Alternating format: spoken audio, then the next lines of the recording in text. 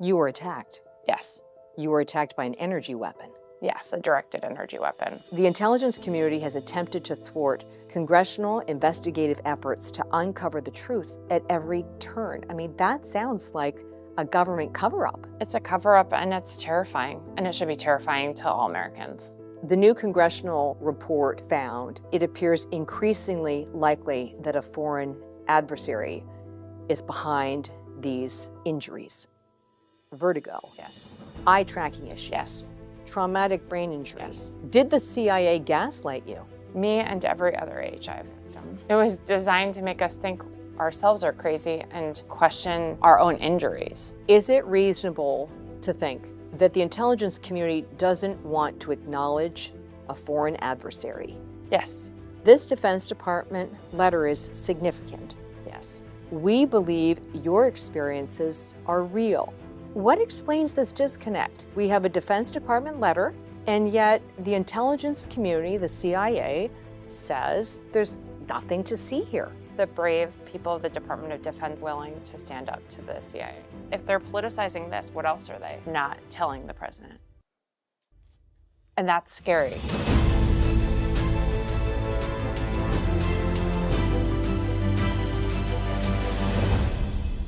The intelligence community has attempted to thwart congressional investigative efforts to uncover the truth at every turn. I mean, that sounds like a government cover-up. It's a cover-up, and it's terrifying, and it should be terrifying to all Americans. Now requiring the aid of a service dog, just a few years ago, this retired CIA officer handled national security missions, which remain classified to this day. At that time, what was your portfolio? I am not at liberty to share that. Alice, an alias, is speaking out for the first time about debilitating injuries reported among hundreds of U.S. government personnel. The new congressional report found that it appears increasingly likely that a foreign adversary is behind these injuries. Your reaction? Thank God they're saying it. Thank God they were brave enough to stand up to the CIA. The Republican House report accuses the intelligence community leadership, the CIA, and the Director of National Intelligence of shaping a politically palatable conclusion. If they're politicizing this, what else are they not telling the president? And that's scary. That's where it becomes like more real. A decade ago, this national security memo confirmed intelligence about a high-powered microwave system weapon that may have the ability to weaken, intimidate, or kill an enemy over time. Nicknamed Havana Syndrome after a cluster of cases in Cuba, the mysterious cognitive and neurological symptoms strike diplomatic, intelligence, and military personnel. You were attacked. Yes. You were attacked by an energy weapon. Yes, a directed energy weapon. My ear started hurting. I started having vertigo. The room was spinning. My head started pulsing. Like, it hurt so badly. And I had a ton of pain in my left ear. And my ears started ringing. And I thought I was going to pass out. The official name is Anomalous Health Incidents, or AHIs. The recent congressional report found they have been reported domestically as well as abroad, including Austria, China, Colombia, Georgia, Germany, India, Poland, Russia, and Vietnam. I was serving in Africa, and I experienced an anomalous health incident in my home on a Saturday night, and I heard a weird noise. It was a really weird sound that I'll never forget it. And after about a second or two, I felt it in my feet, kind of like the reverb from a speaker. So you're feeling a I heard a noise, a weird noise, and then I felt it.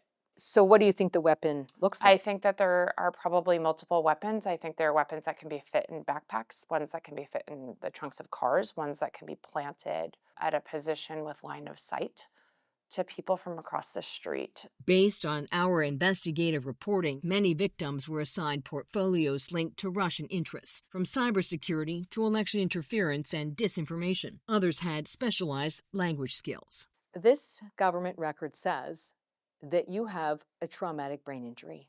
I believe the Russian GRU came to my house late at night and took me off the battlefield. Russian intelligence. Yes. Alice's injuries are so debilitating, she needed multiple breaks during our interview. At times, she wore dark glasses to blunt the studio lights. Let's talk about the symptoms you've experienced. Ringing in the ears, Yes. vertigo, Yes. head and ear pressure, Yes. eye tracking issues, Yes. cognitive difficulties, traumatic brain injury. Yes. Taken all together, is it a struggle every day? Yes. I never thought I'd be retired in my 40s. Medically retired? Yeah. Do you feel like your old self died the day of the attack? A little bit, I was paid for my brain. I was paid for my ability to write well and to write for the president. I was paid to meet with foreigners and to get information that would help advance US security objectives. And I can't do that anymore the way I used to. And that's one of the hardest parts. As cases spiked in 2021, the same year Alice says she was attacked, multiple sources told us CIA Director Burns said privately that it was his personal belief Russia was behind some of the attacks. Has CIA Director Burns, based on your experience, tried to do the right thing? I think he's a really good person at his core. I think he was being honest when he said he thought it was Russia.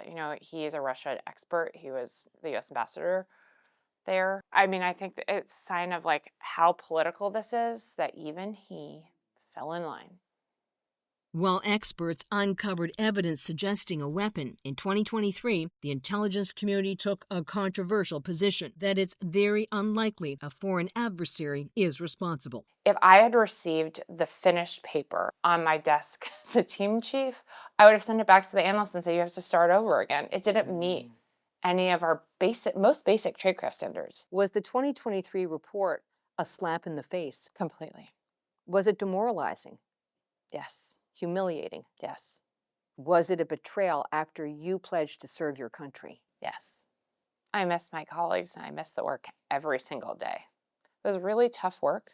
But you love the work. I loved it. Merriam-Webster defines gaslighting as psychological manipulation that causes the victim to question the validity of their own thoughts. Did the CIA gaslight you? Me and every other AHI victim. Was the CIA gaslighting designed to hurt you?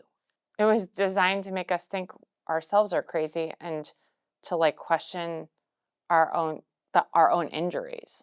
Did you expect more from the CIA? 100%. We swore this oath, and every day I watch them continue to deny people's humanity and their injuries. Is it reasonable to think that the intelligence community doesn't want to acknowledge a foreign adversary? Yes.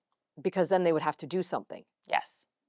And it's complicated with Russia, right? One theory we bet around is it possible that's Russia and China? Is it possible that, one country created it, sold it, or gave it to another country? While the CIA still questions the cause, the Labor Department does accept Alice's traumatic brain injury as a work injury. Alice qualifies for limited compensation through a law called the Havana Act. It is a full-time job to try to get medical treatment and is another full-time job to try to handle the bureaucracy of trying to access benefits. I've gone over $100,000 in out of pocket for this. $100,000? Because none of these places take health insurance. And if they're experimental, which we need, the reality is a normal physician cannot help us. This is different. AHIs are much more complicated, and we're basically like ticking time bombs, Catherine. I've already started having to go to funerals of friends of mine. My friend that was with me the day I got my dog has already passed away, a fellow AHI survivor of a rare form of cancer. I have friends in nursing homes. I have friends with dementia and Parkinson's. In some ways, people have a heart attack, and if you don't die of it, we know how to fix a heart attack. We don't know how to fix this. According to these heavily redacted government records, after Alice was medically retired, the CIA pulled her security clearance, citing psychological conditions. It sounds like retaliation. Yes, my lawyers also believed that as well. Did CIA treat women officers differently? Yes. I've done some reporting where I've heard complaints that female officers were told. Do you think you're having problems because of your hormones? Yes. Yes. It's like we're in the 1950s. Pregnant, they brought up, could you be pregnant? Are you upset because you're not pregnant? Is it hormones? Is it menopause? Is it perimenopause? Do you have an anxiety disorder? Were any of the men asked if their hormones were to blame for their I know symptoms? of. Not that I'm aware of.